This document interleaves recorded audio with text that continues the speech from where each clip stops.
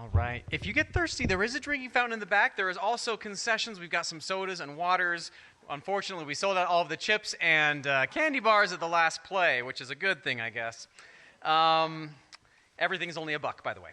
So, speaking of plays, this beautiful playhouse is home to many fantastic productions that we've done here. We just finished Bums the Musical here, and starting in about a month or two, we've got Valhalla, a Nordic rock opera that's going on here.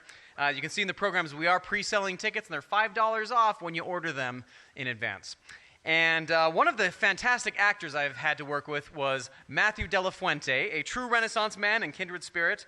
Matthew is an author, actor, storyteller, and award-winning speaker and playwright. You can find original content on his YouTube channel, which I highly recommend. Ladies and gentlemen, Matthew DelaFuente. Can you guys hear me okay? I love it.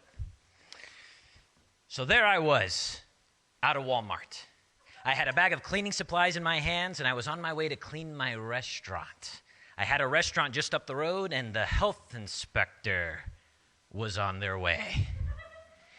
On my way out of the store, a homeless guy comes up to me. He looks me in the eyes and says, "Son, have you ever wondered where you came from, why you're here, and where you're going?" I said to him, yeah, I have wondered those questions. And he says to me, "Son, I've been wondering the same thing." And so I say to him, there's actual answers to those questions. And he cuts me off and says, "This isn't a missionary discussion. I want to know why you're here at Walmart and where you're going afterwards." I said to him, I have a restaurant just up the road that I have to clean for inspection day. And he says to me, "Son, unlike most homeless guys that approach you, I'm going to ask you for food instead of money. And unlike most homeless guys that ask you for food, I'm going to earn that food from you."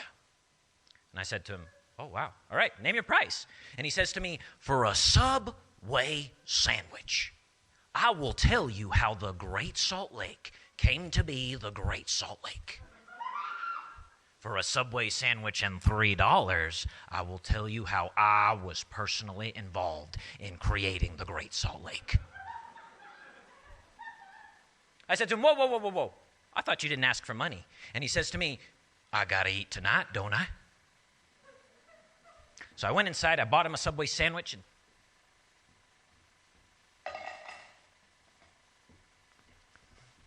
we sat right there in the Walmart aisle as people were passing by. "I'm ready." And he says to me, "It all started many years ago.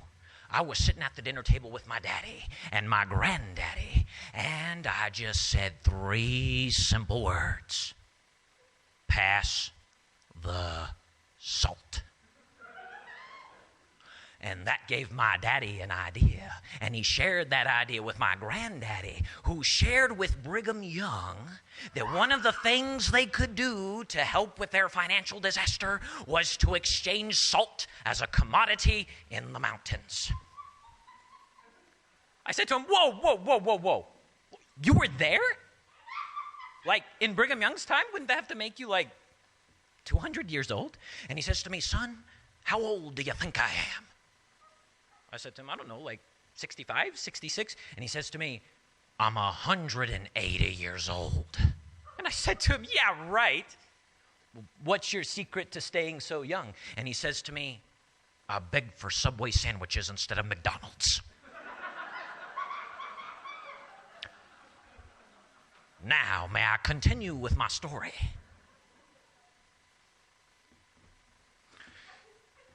After the saints had accumulated a tremendous amount of salt, Johnston's army was on its way to exterminate the saints.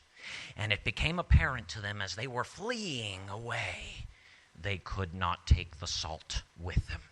And so the saints collectively went to the nearest lake, and can you guess what they did next? I said to him, "No way." And he says to me, "Way."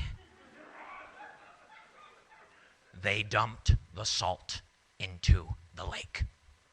And that is how the Great Salt Lake came to be the Great Salt Lake.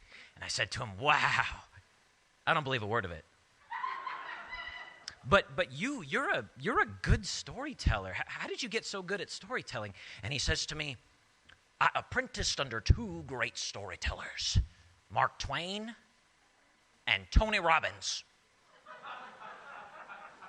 And Tony Robbins always told me that if I mastered the art of storytelling, I would make more money in the long run. And let me tell you, I make more money than all the other homeless folks in the area combined. I said to him, well, it shows. Well, I best be heading off. We'll see you later. And he says to me, son, how much does a Subway sandwich cost? I said to him, well, that one was about $6. And he says to me, how much money did you give me? $3. And he says to me, you see where I'm going with this? Now, for an extra $3, I will not only tell you how Hoagie the Yogi closed down, but how I was personally involved in closing it down.